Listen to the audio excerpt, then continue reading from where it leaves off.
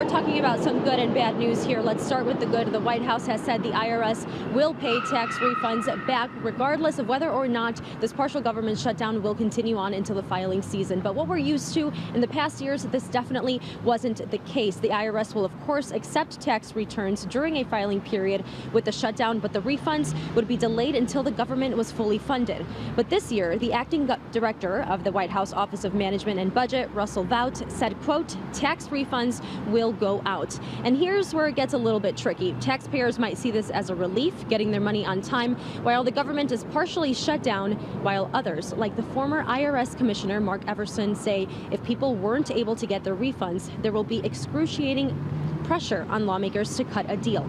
Another issue at hand are the workers. Although the IRS has announced its employees will open tax season on time, the National Treasury Employees Union has filed a lawsuit against the IRS, saying the IRS is requiring federal employees to work without pay while others are furloughed.